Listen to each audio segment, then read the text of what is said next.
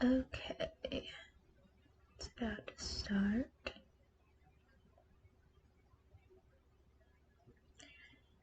His memory isn't good. He has to admit something. He has to have much recollection of his childhood. He's relied on a trick to help him remember things while growing up.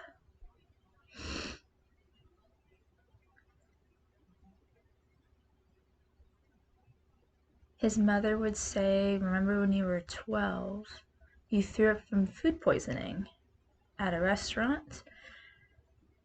And his mother would say, the day that you saw Indiana Jones, we liked it so much. And after that, what did we do? And I'd be like, yeah, that restaurant, yeah. And so I relied on movies to remember things. So my timeline of memory relied on when I had seen movies. So why did I bring this up?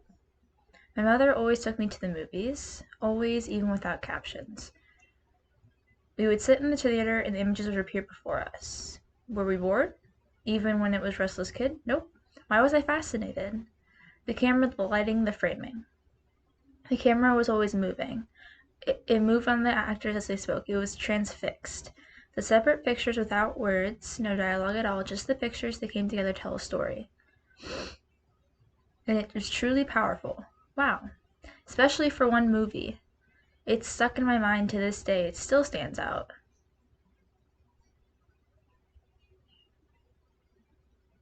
How many of you have seen it? The movie E.T. All of you? Yeah. This was probably the first movie I had seen. And I remember seeing it I remember being a little kid with my mother, all excited. We saw it all the way till the end, and I was in tears. I couldn't sleep that night, and my mother would try to comfort me, but E.T. was gone. I was devastated by that. And I lingered on one part. Remember the opening? The movie opens at night in the woods. A UFO flashes its light as it lands. And the tree bristles as it moves through the woods and the camera onto the cars, and he's going really fast. And the camera stays on the feet, and then it pans up to the keys hanging off the man's belt. They don't show this man's face at all. The camera is focused on the keys. I see this. Who is this man? I don't know. Why is he here? I don't know. All I know is that he was chasing the creatures and the aliens escaped to the city. The man goes back and we fade out. Later in the movie, after the famous bicycle scene near the end, E.T. is dying a disease. They find him and bring him home. They bring him to the bathroom and hide it there until he dies.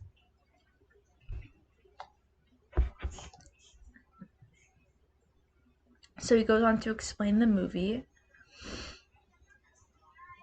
And then he talks about how in the movie, the signer would sign to help the movie. Visual expression. What is visual expression? Until that point, we learned how to frame shots, how to tell a story, and so on, but this was different. The teacher had a hard time explaining this. Class, I want you to express something about yourself. I could say something about myself, but what? Then he showed a work of his. He was hearing, remember, the work from his university days. It had an unusual opening. The camera lingered on his face as then the camera cut to, then, sorry, it's really fast. Then he talks about how visual expression is really important.